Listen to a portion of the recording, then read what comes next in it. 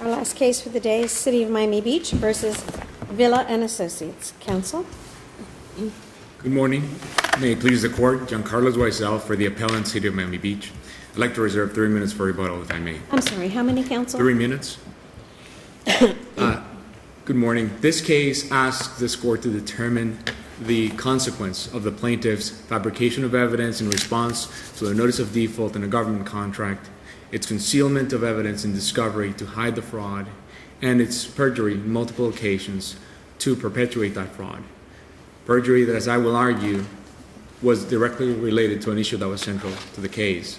Now, what we've asked the court to do is reverse the judgment below in favor of the plaintiff and, in fact, direct the judgment be entered in favor of the city.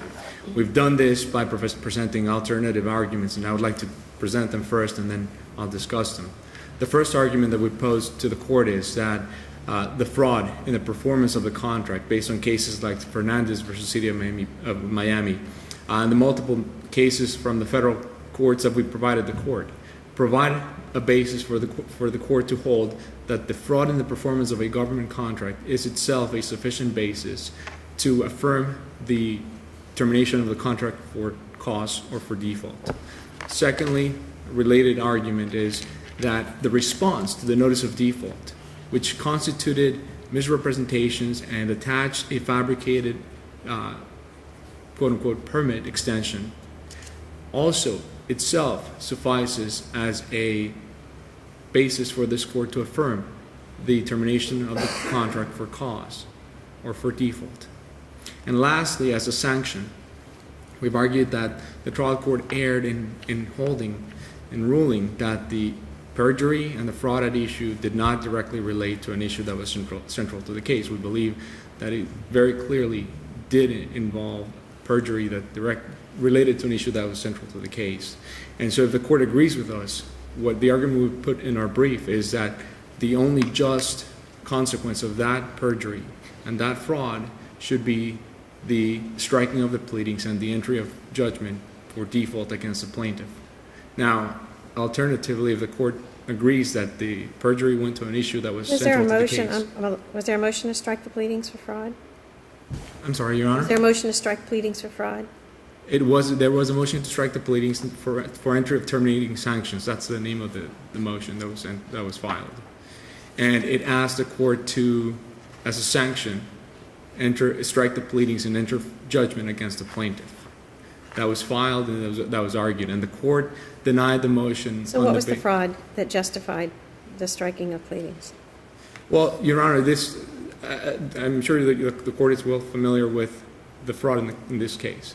What is the fraud? That's what I asked you. What was the fraud that justified this? On September 29, 2011, the city issued a notice of default listing 4 items that the city was requiring the contractor to act upon to complete within 5 business days, according to the contract, Article 15.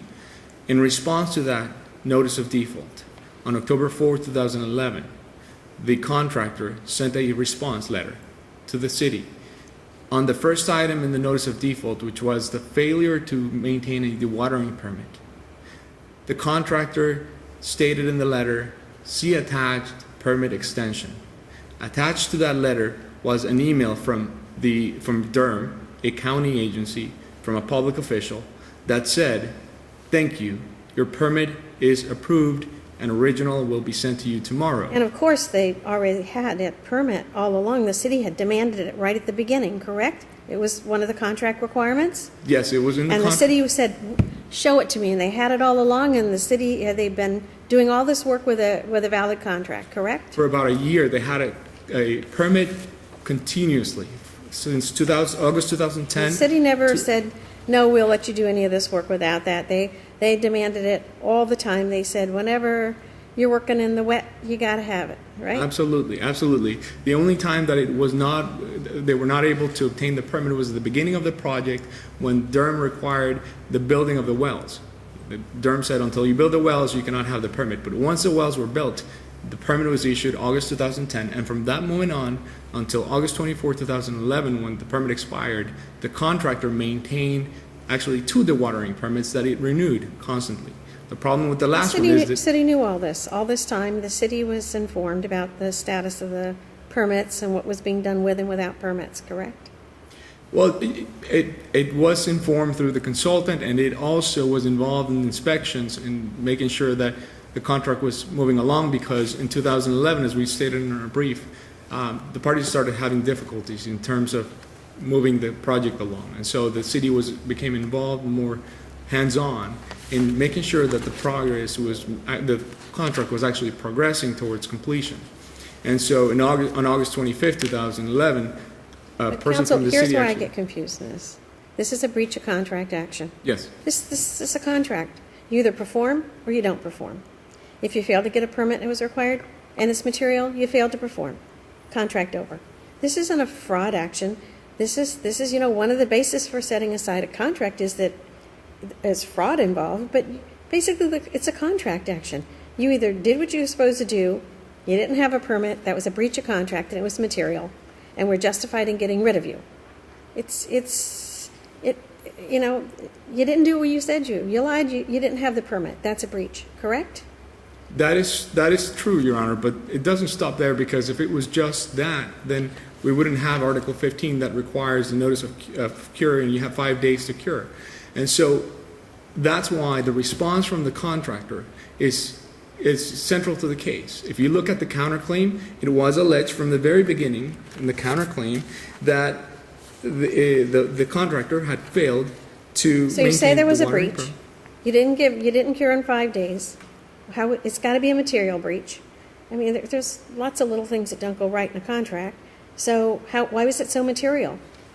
What happened to the city that made this such a material breach that the city said, you're out of here? Well, let me walk you through it, because as you said, it's a breach of contract issue.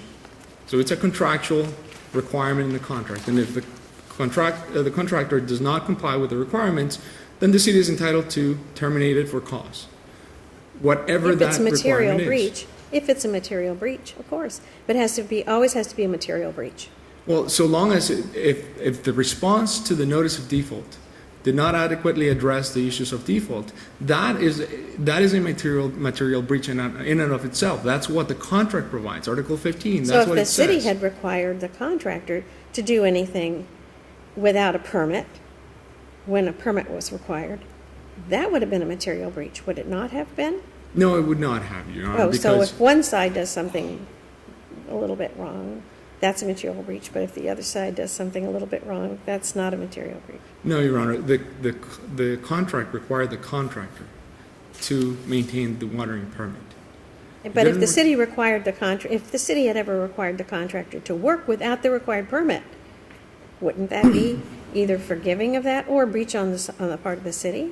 It's not a breach on the part of the city, because there's no contract obligation on the part of the city to require the contractor to have the watering permit. It's in the contract that it's required.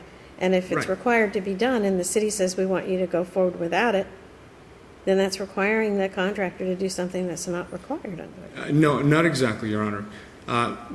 So there's two responses to that question. First, there's a contract provision that allowed the consultant to direct the contractor to work in the wet. So it says the contractor shall do the watering unless the consultant requires otherwise or instructs otherwise. But it was always the intent from the very beginning of the contract to have the watering permit. That's why they applied immediately. In the same month that the contract was entered into, they applied for the permit. Well, let me ask you a different question. Mm-hmm. There were 4 or 5 things mentioned in the letter, and under the contract, someone had to act within 5 days. The contractor had to respond in 5 days, correct? Correct. Had to rectify the defaults in 5 days. And then, was there anything the city had to do after that failure? What was the city required to do before terminating the contract? Well, they had to get a certification from the consultant. Did they ever get a certification from the consultant? Yes. October 20th, they obtained a letter from the consultant, and we pointed out... Was that a certificate, or was it just a letter? Well, as we pointed out in our brief, Your Honor, the contract has to be construed under plain and ordinary meaning of the terms. And certification from the consultant could be in a letter. In fact, Was there any testimony to that effect, that the consultant could just write a letter and not certify that there had been a sufficient breach to terminate this contract? Well, I think the question is confusing because certifying something means providing assurance that something has happened. And that happened through the letter. In fact, two of the cases that the plaintiff relies on to attack the certificate involve letters from the consultant certifying the default. And so that's exactly what we have here, letters. Well, counsel, let me ask a question, and that is, the trial judge extensively considered the fraud that you identified.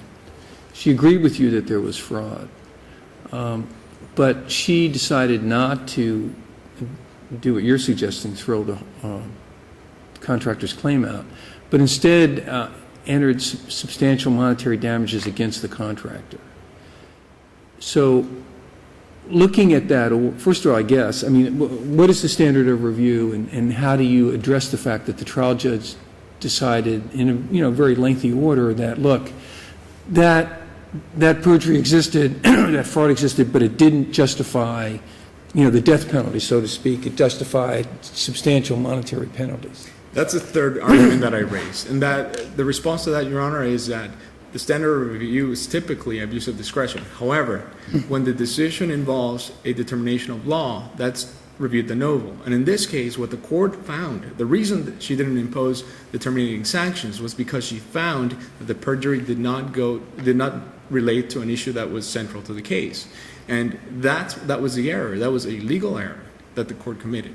And so if the court agrees with us that the perjury did go to an issue that was directly related to an issue central to the case, then that determination cannot withstand. And so at the very least, the court would have to remand for the trial court to consider within the proper confines of the case law, based on the fact that the perjury did go to an issue that was central to the case, what the appropriate sanctions would be in the mind of the judge. Now, what we've gone a step further here, and we've argued that really the only justifiable sanctions would be the striking of the pleadings based on cases like Martinson, where the court found that repeated instances of perjury, even the perjury in that case was not as expansive as in this case. But even in that case, the court said it's not acceptable for people to think that they can use the system, perjure themselves, and then take advantage of that. And that's what's happening here, Judge Logue, because you mentioned the monetary sanctions. There were monetary sanctions. However, number one, they simply offset the judgment that was entered against the city.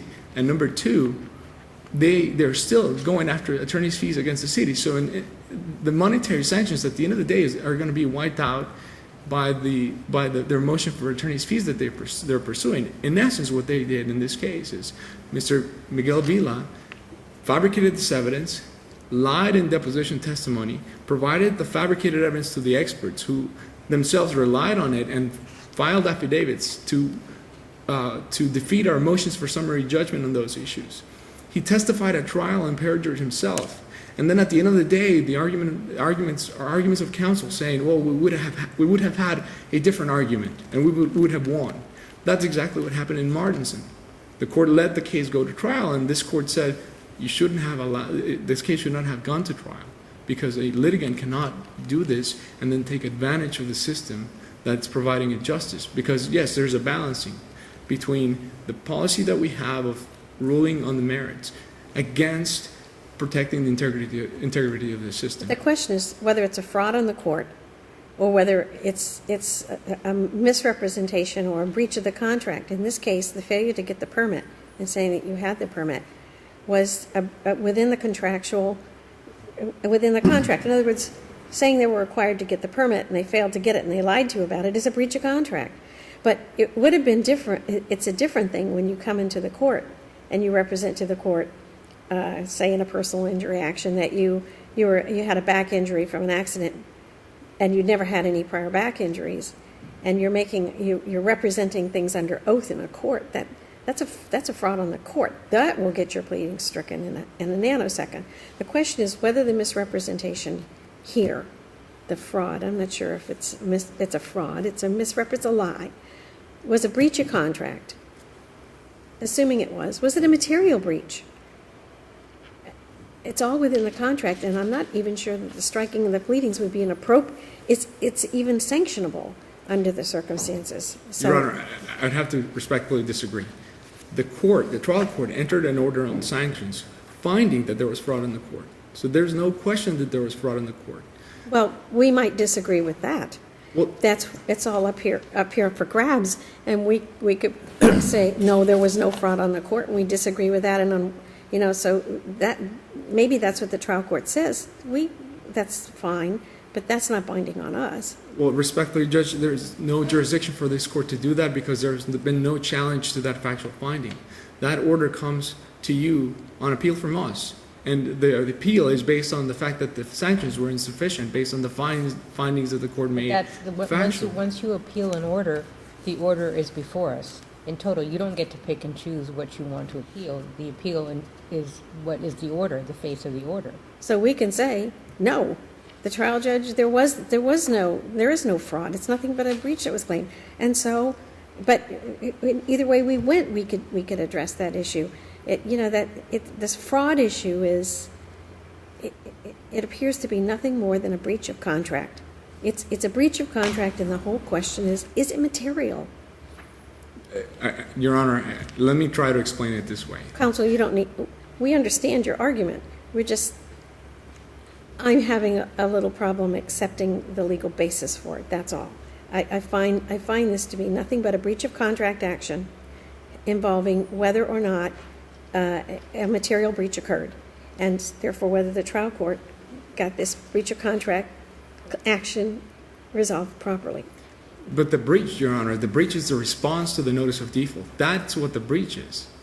In fact, that's, if you look at the verdict, that's the exact same order. They failed to get the permit. Breach. That's where I'm at. And the judge said, look, that by the time the city decided to terminate, the contractor had a valid Durham permit. I mean, what do you make out of that? Well, the right to terminate inures at the end of the cure period. So at the end of the 5 days, if you have not cured the deficiency, that gives the city a right to terminate it. It doesn't matter what happens after. Well, counsel, it gives you the right to terminate, but if the breach has been cured and no harm has happened, it's not a material breach. How many? You only get to fire someone if the breach is material. At the time, the cure wasn't cured in 5 days. What happened? Did Durham come in and say, tear up all that work, undo it? It's no good. You didn't have a permit. It's rotten. Tear it up. Did Durham come in 5 days and say that to you? Well, let me tell you what did happen. Counsel, did they? Did No, Durham come in they and wouldn't. mandate any of that work be undone because it was not done while an existing permit, where there was an existing permit? And they would not do that, Your Honor. But let me tell you what did happen. As a result of their representation that they had a permit on October 4th, 2011, the contractor submitted a revised schedule saying we're going to comply with the substantial completion date by doing this X, Y, and Z, assuming that they had the permit on the day that they provided the response to us. And it turns out that they didn't have the permit at that time, and so what did happen is that the notice of commencement, based on that, the watering permit was not filed until later with a date of commencement of October 24th. So the schedule that they had provided, assuring us that they would comply with the schedule, they would arrive at this time of completion for the project, was completely wrong. Not only wrong, but it was based on a misrepresentation that they had Were they the given an permit. opportunity to complete timely? Or were they terminated before they had an opportunity to do that? That was the basis for the notice of default. The fact that we knew that they were behind and we required an updated schedule. And the updated schedule was supposed to provide us assurances that they would finish on time. But the schedule was based on the misrepresentation that they had a permit. And there was a 20-day differential between the time that they said they had the permit. So they would not have been able to do the work according to the schedule because they didn't have a permit. And they didn't file the notice of commencement. And when they did, they filed it with a date of October 24th, 2011. How far away from completion was this contract? It was a few months, 2 months. And how long did the contract last? It was started in 2009. And this was 2011, so it was a 2-year contract, and you were a couple of months away from completion. Right, but this is no different than the cases we cited, for example, the Morton case. The Morton case was a case that lasted for several years, and then in the last year, it was canceled. It was canceled because there was fraud in the performance of the contract. And one of the arguments that the contractor raised was, well, you have to look at the entirety of the contract, look at how much we've performed and all the things we've done without any fraud. And the court said, it doesn't matter how much you've done without fraud. Fraud taints the entire contract. And the moment that you defrauded the government entity, it provided the government a basis to terminate the contract. And that's the basis for which we're moving this court to enter judgment in favor of the city in the same way. There was fraud. It has been found by the trial court, hasn't been challenged, it actually has been admitted by But again, opposing counsel, when you're claiming a fraud, if in a breach of contract action, fraud is usually, you had a fraud, set aside the contract, rewind the whole contract, put everybody in the position they were before. This is nothing more than a breach of contract. And the question is, for me, is it material? Or do you want to unwind the whole thing? Say the deal is, you set aside a contract for fraud, collusion, duress, and you unwind the whole deal. But that's not what anyone asked for here. Well, it's a breach of contract action. Judge, the problem is that fraud was not fraud in the inducement into the contract. So that would happen if it was fraud in the inducement. But it was fraud in the performance of the contract. And the cases we've cited, like, for example, Fernandez versus City of Miami, the court refused to enforce a provision that would have allowed the City of Miami attorney to obtain retirement benefits or severance benefits from the contract because he had committed fraud in the performance of the contract. In the same way, we provided the case with multiple cases from other jurisdictions holding that in the construction arena, dealing with government contracts, when you defraud the government, that provides a basis for terminating the contract for a cause. Why? Because a contract that's entered with the government is deemed to be a contract with the public, with the people that the government represents. And there's no basis for distinguishing a federal government from a state government or from a local government. So there's a different standard when you have a government contractor than when you have a private contractor. I think there should be. There should be. There's a different standard for breach of contract when you're contracting with a city, a state, or municipality when private people contract. That is what the cases that we provided hold, and that's what we asked the court to hold. We're not trying to expand it beyond that. And the fraud that has to be found, it still has to be found by clear and convincing evidence. There has to be a finding. Most of these cases deal with a conviction, and then the conviction is used in the civil case. In this case, we don't need that because the court found in the middle of the trial that this gentleman had perjured himself in multiple occasions, not only at trial but in deposition. They had submitted affidavits in order to defeat motions for summary judgment. And the court had trouble with this issue. And ultimately, it ruled that monetary sanctions were sufficient because it didn't consider that the issue was central to the case. Thank you, But it counsel. was. We've let you use up all of your time, but we'll give you some time for rebuttal. Thank you.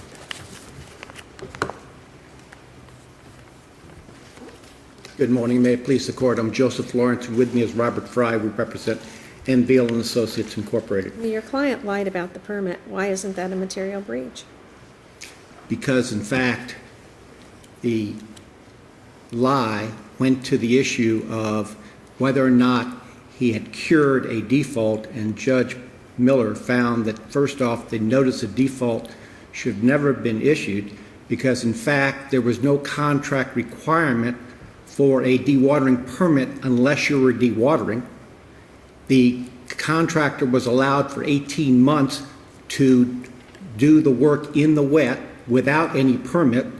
The judge found that it was pretextual on the city's part that the city was now going to stop the work, require a permit, then delayed in getting the permit, assisting the contractor in getting the permit from Durham, doing nothing to assist, and knowing that on September 29th, when the notice of default was issued, that MVille had done everything it could. A permit application was pending, and there was nothing that could be done by MVille to speed up the permit. Yet the city could have, and the judge found that, in fact, there was no default, Therefore, there should have been no notice. Therefore, there should have been no appropriate response made. And the appropriate response is really that Vila had done what it could. It clearly, Miguel Vila lied because he was trying to save his company, his father's company. There's no doubt about that. There's no The judge found it. That's not an excuse for breaching a It's contract, but no excuse whatsoever, an explanation of what occurred, but there was no breach at the time of September 29th. There was no breach at the time of October 4th. And in fact, the permit was received on October 13th, and still the city wouldn't allow the work to proceed. And 11 days later, the city then terminates the contract. Judge Miller made detailed findings about this and found that really the central issue in this termination of contract, which was the case, one said it was termination was wrongful, the other one said the termination was correct. The judge found you can't have a termination for cause unless there's first a default, and then there's a failure to appropriately respond, and then there must be a certificate from an engineer affirming the default and affirming the breach. She found in each of those three occasions, which were three issues, which were the central issues, she found that the city was wrong in everything they did. And regarding the certification, the trial court found that a letter is not a certification. She wasn't really finding that whether or not it said certificate at the top, but she was finding the substance of the letter was an engineer who, on cross-examination, admitted that it wasn't a certification. In fact, internal documents of the city showed the city knew it wasn't a certification, yet in their October 24th termination said it was a certification, that there was one big game going on, and the judge found that that game should not be allowed as a certification. The engineer said it wasn't a certification. Read the letter. It doesn't certify or affirm defaults that occurred in the matter. So the judge found that the central issue was the contract complied with, finding that there was no breach for failure to have a dewatering permit, but the city was demanding the dewatering permit and demanding that the work be done in the wet, which only the engineer can do, and the engineer had never demanded that to occur in the past and wasn't demanding it in August, September, October. So in fact, there was a lie. In fact, it's important. The judge found its importance and believed it needed to be sanctioned, $250,000 in attorney fees and costs, yet did not believe it should receive the ultimate death penalty on a contractor who had worked throughout. And the judge led up to this by the fact that Judge Miller made very detailed findings from the record and cited to the fact that the reason that the work wasn't done in August of 2011 was not because of M. Vila and Associate, was because of utility conflicts, bad set of plans, rain delays, and the city's interference in M. Vila's work. And in fact, M. Vila had been stopped from doing work by the city in breach of the contract, and therefore the judge found that there's nothing M. Vila did and found itself in this position. The man did wrong by lying, but it should not lead to a termination of the proceeding, should not lead to dismissal of the case. And the question for you on appeal is whether or not that was an abuse of discretion by Judge Miller. We maintain it wasn't. That's why we filed briefs in the matter. Judge Miller went through detailed evidentiary hearings on the issue. She was mad about the fact that there was a lie. Any judge would be. But the question was, did it affect the proceedings? And she found two things. She found, one, that the lie wasn't a central issue. But number two, she found that the city didn't rely upon it. If you'll recall from the record, that the city, when it got the letter from M. Vila on October 4, 2011, on October 5, the city and M. Vila also received a letter from Durham indicating the permit wasn't issued. And in fact, it wasn't issued till October 13th. And in fact, the city, in its in its termination of the contract on October 24, said that in fact, the October 13th is the date of the permit being issued. Everybody knew there was no issue throughout the whole proceeding as a central issue on whether or not something was issued on October 4 or not issued on October 4. The city was not going to accept any response from M. Vila, and Judge Miller also found that leading up to this, the city had already negotiated the contract price with the new contractor in August of 2011, a month and a half before the notice of default. All this led to the fact that Judge Miller found that there was no correct and appropriate termination of contract. She found that there should have been no notice of default on any of the 4 issues. There was an appropriate response by Vila, and it was not appropriate to lie about a permit, but it was appropriate that Vila had done everything it could as of October 4th to get that permit. It could have proceeded without that permit, and the city was the one that was holding back. And then she found that there was no certificate from the engineer. There was no certification of affirmation of default. And as such, she found that there was a complete lack of compliance, and therefore there was an appropriate termination for convenience that was done and awarded damages. There's been no challenge to the damages being awarded. The city only says in response, well, the judge should have found that the termination was correct and should have awarded damages to the city. In fact, the judge detailed the fact that, number one, because there was a termination, wrongful termination, therefore the city could not bring a counterclaim. And number two, found even with the counterclaim, she went through a 10-page exposition of the failure of the city to prove any of its damages in the counterclaim. And as such, we ask you to affirm the judgment of Judge Miller, including her order on terminating sanctions. We believe that the penalty was appropriate, but more importantly, we believe that Judge Miller's discretion should not be modified, should not be overturned, that it's not an abuse of discretion to do what she did, given her complete set of findings. Thank you. Thank you, counsel. Counsel, we'll give you another couple minutes on rebuttal. Thank you, Judge. On the question of whether the response to the notice of default was central to the case, I'd like to read from the opening statement of Mr. Lawrence. So the question is, number one, were there any defaults on September 29? And number two, if there were defaults, did the contractor proceed in accordance therewith? Number three, did the city obtain a written certificate from the consultant of the fact of the delay, neglect, or default? And so those were the 3 issues. And he says all those had to be met. And I agree. All those were issues that were tried. All those were issues that were central to the case. The response to the notice of default was central to the case. Now, Mr. Lawrence says, well, they never relied on it. No one used it for any purpose.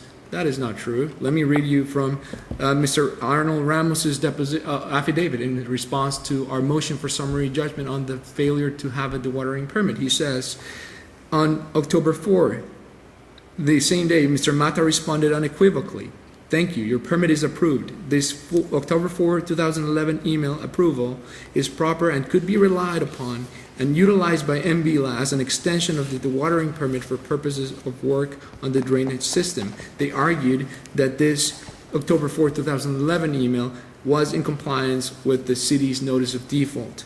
The same thing was attested to by Mr. Vila in his affidavit in opposition to our motion for summary judgment. The same thing was attested to by both of the experts at trial. The same thing was attested to at trial by Mr. Vila himself. So they did use this email as proof that they said they had a permit extension from the permit they already had. And so now they claim the city stopped us from doing work because, they just didn't want us. But the fact is they didn't have the permit, and they used this permit against us to defeat a motion for summary judgment and then a trial.